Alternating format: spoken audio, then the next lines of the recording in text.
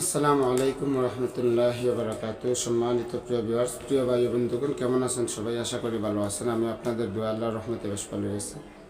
আমি গুরু গ্যাসতান্ত্রিক চ্যানেল থেকে আপনাদের সামনে উপস্থিত হয়েছি। কে কোথায় থেকে যুক্ত আছেন অবশ্যই কমেন্টের মাধ্যমে জানিয়ে যাবেন। আর যদি আপনি আমার চ্যানেলে নতুন হয়ে থাকেন তাহলে অবশ্যই চ্যানেলটা সাবস্ক্রাইব করে দিবেন।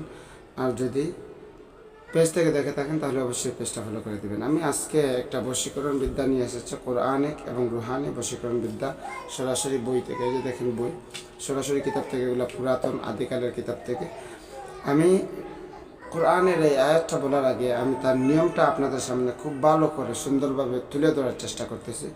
আপনি খুব ভালো করে যত্ন সহকারে আজকের এই নিয়মটাকে আপনি আপনার অন্তরে ধারণ করবেন।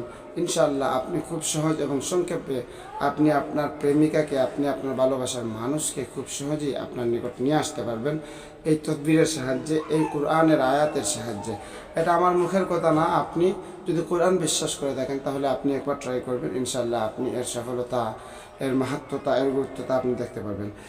তো এখানে বলা হয়েছে প্রেমিকাকে প্রেমে আবদ্ধ করার তদবির।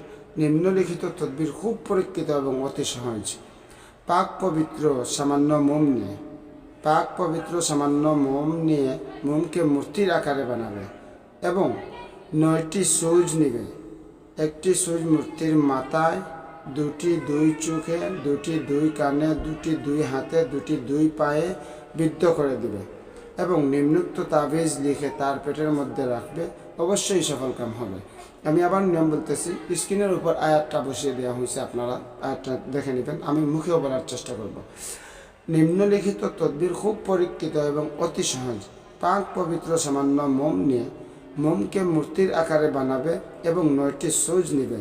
একটি সুইচ মূর্তির মাথায়, দুটি দুই চোখে, দুটি দুই কানে, দুটি দুই হাতে, দুটি দুই পায়ে বিদ্ধ করে দিবে এবং নিম্নোক্ত তাবিজ লিখে তার টুটের মধ্যে রেখে দিবে, তার টুটের মধ্যে রাখবে।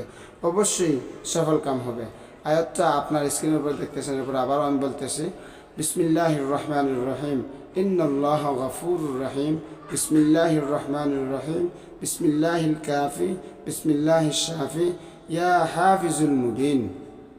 এই আয়াতটা তারপরে আপনি নিচে দেয়া আছে বস্তম খোয়াব ফলান বিন ফলান আলা হুব্বে ফলান বিন ফলান। প্রথমে মেয়ের নাম, মেয়ের মায়ের নাম, পরে ছেলের নাম, ছেলের মায়ের নাম অথবা বাবার নাম লিখে দিবেন। ইনশাল্লাহ বিশেষ দ্রষ্টব্য, ফুলান বিন ফুলানের স্থলে প্রেমিক ও প্রেমিকের মায়ের নাম লিখতে হবে।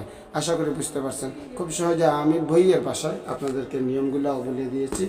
যদি আপনাদের কাছে অনুরোধ থাকবে আপনার ভিডিওটা শেয়ার করে দেবেন। এই বিদ্যা কখনোই মিস হবে না। 100 যুগ, 100 বৎসরের ভিতরেও আরও 100 বৎসর, যদি আরও 100 যুগ যদি যায়, কোরআন কখনো মিথ্যা হবে না, হওয়ার কথা না। ভালো থাকবেন। আল্লাহ হাফিজ।